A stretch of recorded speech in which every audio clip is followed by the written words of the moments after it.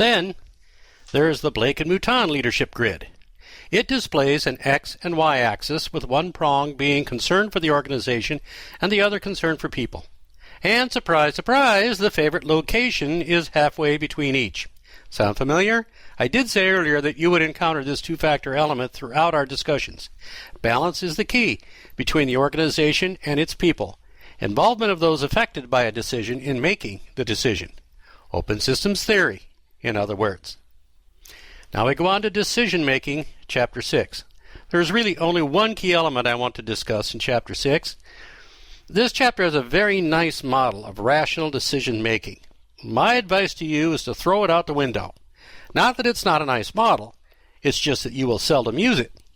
You see, the model is based on having the time to go through each step carefully and thoroughly. Wonderful idea, but ain't happening. Because as a leader, you aren't going to have the time to do this. You will be faced by two sides, both lying, and you will have to arrive at a reasonable middle ground. Whether it's teacher to teacher, teacher to student, teacher to parent, whatever. So, here's what you do. Never, did I say never? Never make a promise to anyone, student, faculty, parent, superintendent, etc., for instant action. You tell whomever that you will gather information and get back to them. Then you do just that. Collect as much information as you can and then make a decision and then notify the parties. I realize that sometimes you will have to act instantly. Do so based on your own good judgment and gut feelings, not on what someone else wants you to do. I cannot tell you how many administrators I have seen get into trouble for ignoring this advice. Don't let one of them be you. Oh, and don't forget ethics. Make the ethical decision, even if it's dangerous for you. If you are not ethical, how can you expect anyone else to be? Communication, Chapter 7. The first key element to focus closely on is that of the different directions of communication. Classical theory would have only one, top-down. However, a leader who involves stakeholders will use every one of the directions at one time or another, or will encourage other people to. Become familiar with the pros and cons of each. For example, top-down communication is good for information sharing, but the problem is that there is no feedback, so the leader does not know whether or not the message was received. Upwards communication is useful for receiving grassroots information, but the leader must not have anyone choosing for him or her what messages will actually be passed on.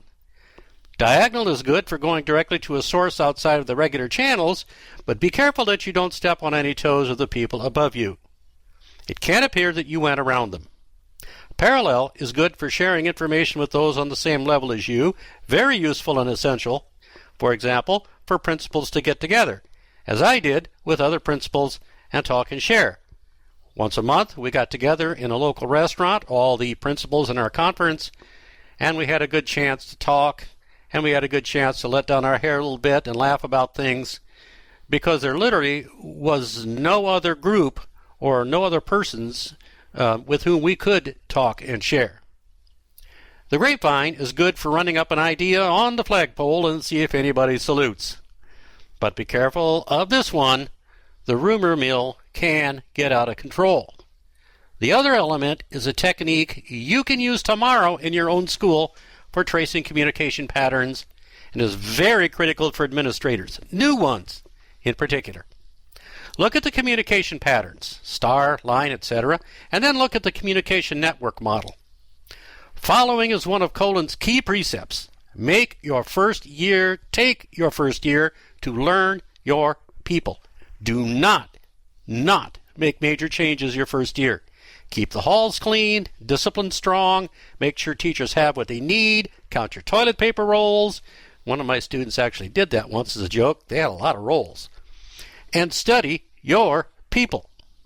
Use this network model. Find out where your cliques are. Find out who the gatekeepers are. One of the worst mistakes you can make is to ignore this advice. I did during my first year. I trusted someone who turned out to be untrustworthy and caused me serious problems. I have known a number of principals who have lost careers because they did not do this. If you are being asked by your employer to make drastic changes your first year, I would think long and hard about accepting that position. I know jobs are at a premium, But if you take such a job, your career may not last that long anyway. You know the old saying about how a U.S. president has 100 days? You ain't the prez, and you ain't getting 100 days. You're getting one, maybe, and that's a big maybe. Little anecdote here. On my first day as a principal, about halfway through the morning, the power lines coming into the building burst into flame, knocking out all the power. We had no electronic bell system as a result, so we had to go through the halls with a bullhorn, getting our students out of the building. The fire was right above one of the major doors, so students had to be rerouted. We were all outside finally, and the parents were pouring into the parking lot, since, as you know, word seems to spread like wildfire, you should pardon the expression. Fortunately, we had addressed fire plans during the 3 days of meetings prior to school, so we were prepared. So, I'm standing outside, and one of the teachers comes up to me, leans over, and says quietly, "Kind of an interesting first day, isn't it?"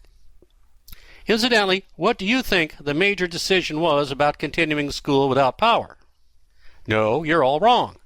I know this from experience. The answer is whether or not the cooks could prepare a hot lunch. Yes, we had actual cooks. They said they could, so we finished the day. So every Christmas when the cooks asked to use the school kitchen to prepare cookies for their families and friends, I always agreed. Besides, I always got free cookies.